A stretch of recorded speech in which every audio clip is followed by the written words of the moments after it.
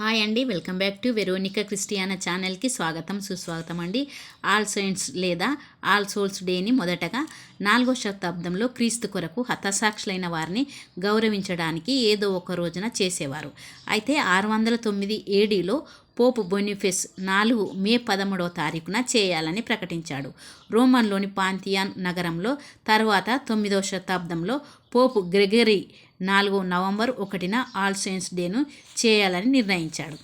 అలా కేథోలిక్ సంఘం November 1న all saints డేను చేయడం ఆరంభించారు.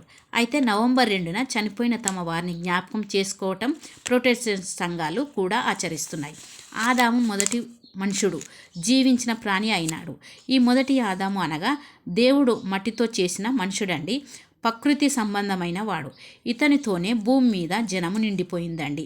ఇతని పాపం ద్వారా నేల నుండి తీయబడితివి గనుక నీవు తిరిగి మన్నైపోదు అని మరణం అనే శాపం తెచ్చుకున్నాడండి దేవుని దగ్గర నుండి.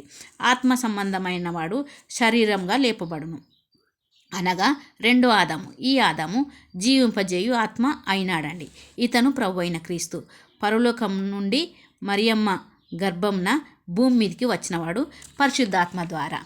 ఇతను మన పాపముల నిమిత్తము చనిపోయి 3వ దినమున తిరిగి లేచి మరణానికి విజయమిచ్చి పరలోకంనకు చేర్చుకొనబడి దేవుని కుడి పార్శ్వంన ఆసీనుడయ్యాడండి.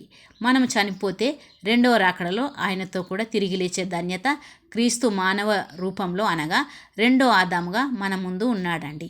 క్రీస్తు శిలువపై ఉన్నప్పుడు 2 దొంగలు కూడా శిలువపై వ్రేలాడబడి ఉంటారండి. ఇందులో మొదటి దొంగ ఆయనను దూషించుచు, నీవు క్రీస్తువు కదా, నిన్ను నీవు రక్షించుకొనుము, మమ్మను కూడా రక్షించుము అని అంటాడండి.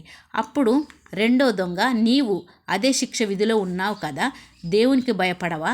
మనకైతే ఇది న్యాయమే, మనం చేసిన తప్పులకు తగిన ఫలం పొందుచున్నాము. కానీ ఈయన ఏ తప్పిదం చేయలేదని యేసును చూచి, యేసు, నీవు నీ రాజ్యంలోనికి వచ్చినప్పుడు నన్ను జ్ఞాపకం చేసుకొనుము అని అంటాడండి. అప్పుడు యేసు, నీవు నాతో కూడా పరదైసులో ఉంటావని చెప్తాడండి. పరదైసు అనగా చనిపోయిన పరిశుద్ధుల స్థలం అండి. పరిశుద్ధులు అనగా రెండో దొంగల తప్పు ఒప్పుకొని మారు మనసు ఉంటే మనలో కూడా చనిపోయిన తర్వాత పరిశుద్ధుల స్థలంకు వెళ్ళిపోతాము. పరదేశుకు పాతాళంకు మధ్య అగాధం ఉంటుందండి.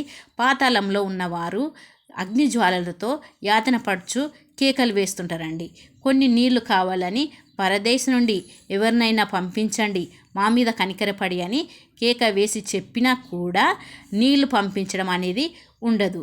ఎక్కడున్న వాళ్ళు అక్కడనే ఉండాలి. ఎందుకంటే మధ్యలో అగాధం ఉన్నది కదా. అందుకే భూమి మీద క్రీస్తు వచ్చినప్పుడు మన మీద కనికరపడి మనకు రక్షణ ఇచ్చాడు. ఇప్పటికీ ఆ కనికరము మారు మనసు కోసము ఎదురు చూస్తున్నది. ఇదండి ఈ యొక్క వీడియో.